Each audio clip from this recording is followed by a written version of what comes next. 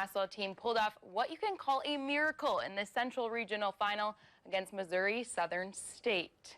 Bulldog Country pulling out all the stops tonight, including the Bulldog. I promise you I've never seen Romano bark like this before.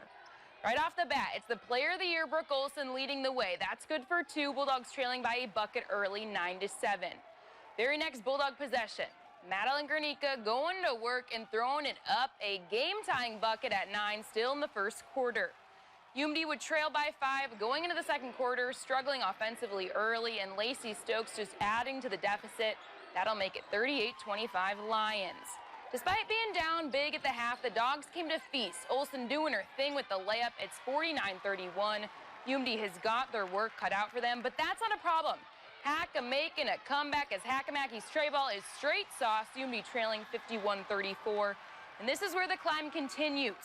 Taya Hackamaki, what a play, draws the foul and gets the three-point play. UMD now with an 8, and Bulldog Country is loving every single bit of this one. You just can't blame them.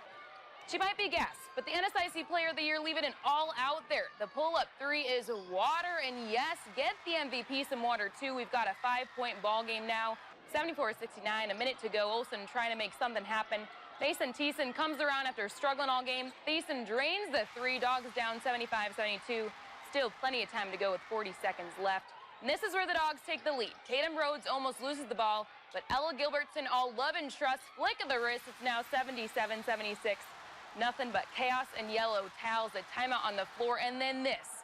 Lions' Kristen Jones making her way to the hoop. Layup is no good, but it's all good in Romano as the Bulldogs make a historical 20-point comeback to win the regional final on home court, 77-76 over Missouri Southern. Just a movie-making finish, but never a doubt with this team. We'll hear from one of the members of the all-tournament team.